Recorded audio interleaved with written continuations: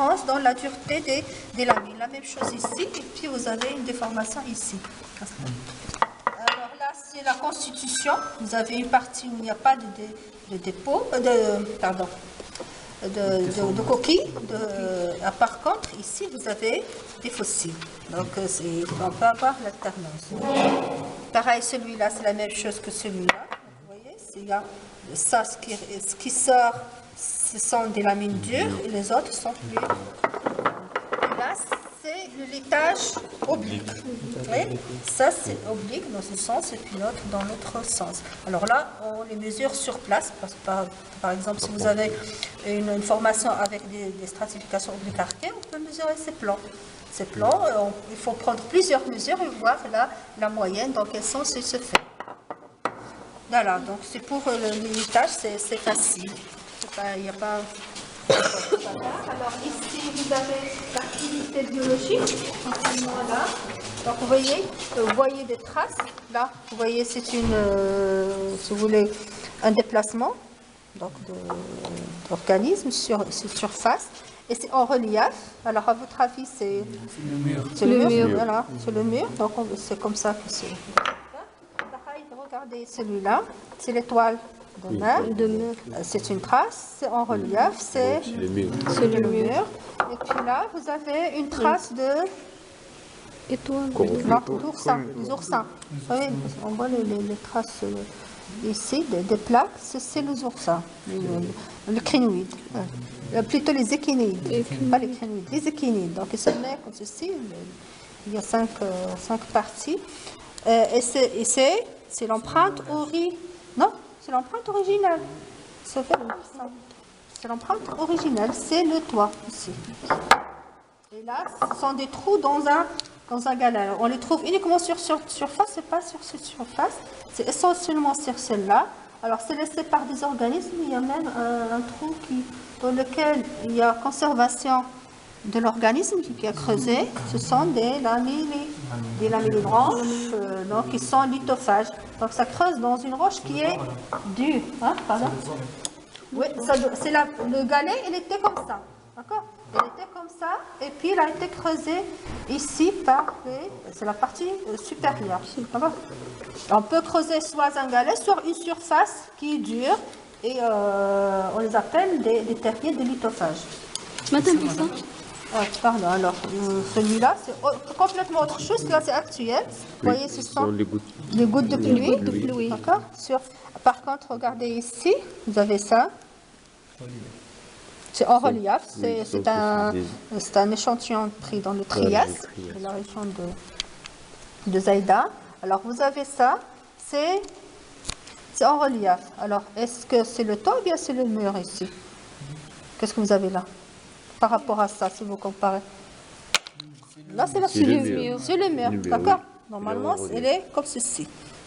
C'est fait sur des argiles, alors que là c'est un grès.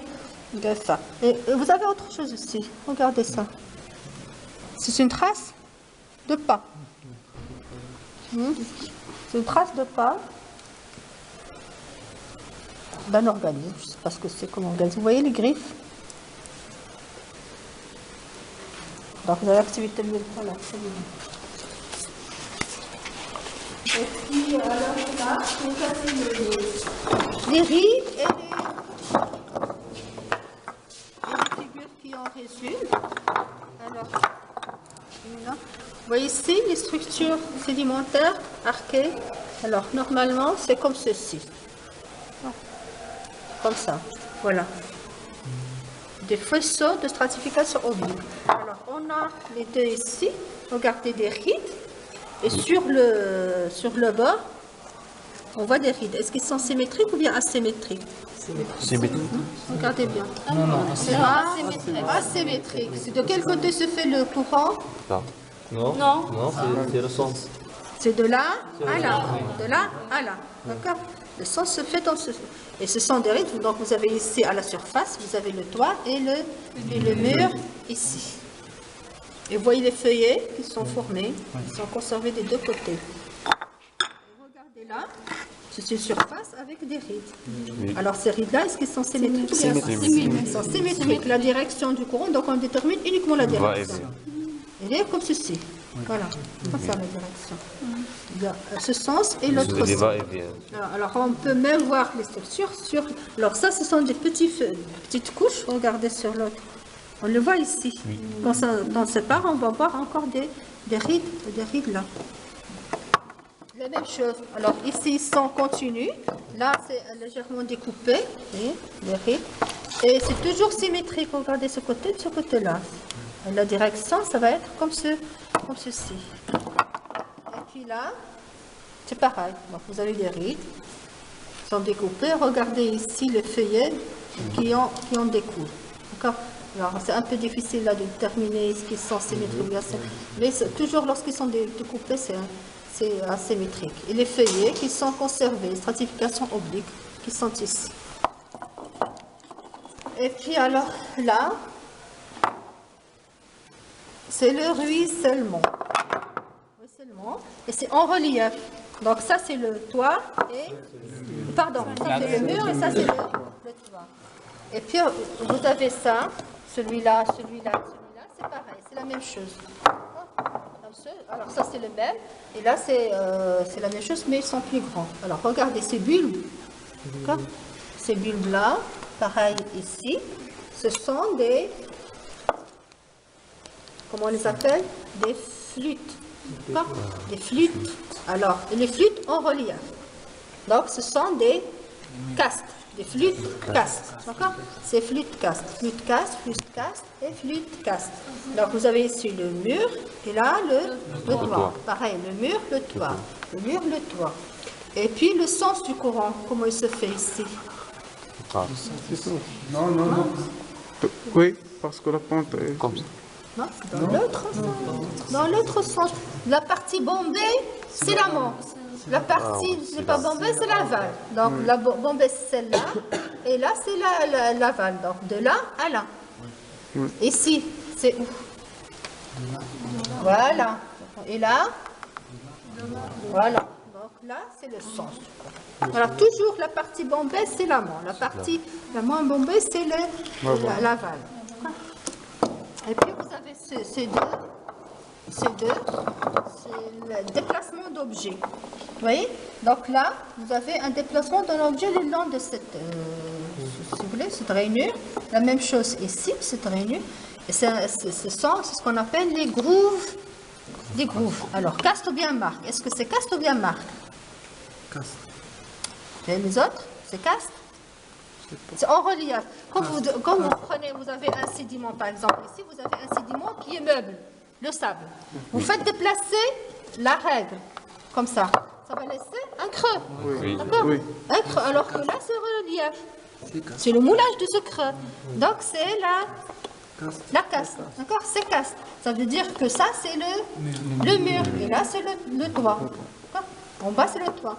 Parce que vous avez la caste ici. La direction du courant, elle est parallèle au déplacement. C'est ça, la direction. Alors, on ne voit pas l'élément qui a été déplacé. Si, par exemple, nous avons l'élément qui est figé ici, donc on peut déterminer le sens. Mais on n'a pas l'élément, donc c'est uniquement la direction, comme ceci. Alors, mais vous voyez aussi qu'il y a d'autres rainures dans l'autre sens. Ici, vous voyez, ils sont de petite taille. Donc, on sent qu'il y a un déplacement dans cette direction. Donc, il y a eu une direction et une autre direction. Il y a changement de direction dans le courant. Alors, on peut déterminer, si on cherche, on peut déterminer quel est le premier. Est-ce que c'est celui-là ou bien celui-là? L'essentiel, c'est qu'il y a deux directions de déplacement. Et si vous voyez ici, là, c'est déplacement par saltation. Et ils sont alignés, vous voyez, c'est aligné dans le même sens. Donc, on peut déterminer ça. Lorsqu'il y a saltation, on les appelle le roll cast, R-O-2-L. Et la direction, il est comme ceci, là aussi. La direction du courant, c'est comme ceci. Et la polarité, C'est en relief, c'est le mur. c'est le mur, et ça, c'est le toit. Voilà. Donc, vous dessinez donc, un seul, soit celui-là, soit celui-là. Donc, c'est à vous de voir. Vous dessinez un seul pour montrer le déplacement d'objets. Pour les rides, soit celui-là, soit celui-là, soit celui-là. Vous avez trois échantillons. Les flûtes, soit ça, c'est pareil. Un seul ça chance. pour montrer ces éléments. Alors, ici, vous avez Alors normalement celui on doit le mettre de l'autre côté, c'est activité biologique. Donc c'est Cancellopithecus, qu'on appelle Cancellopithecus. Ils sont très abondants dans le Jurassique. Si vous allez dans le Moyen-Atlas, vous allez trouver dans les calcaires du Jurassique. Alors on les appelle Cancellopithecus ou bien Zoophycos. C'est biologique. Vous le mettez de l'autre côté. De l'autre côté là. Et puis là, alors là vous reconnaissez, ce sont les fonds, vous voyez les fonds de dessiccation, mais c'est dur, c'est ancien, d'accord? Ce sont des fonds de dessiccation dans le Trias, on l'a vu la dernière fois. Alors ça, vous reconnaissez, je parle, c'est diagénétique, ce sont les septaria, ce sont des septaria, ce sont des nodules avec des fentes. Voilà. C'est diagénétique, on reste dans le diagénétique, ceci. Regardez là.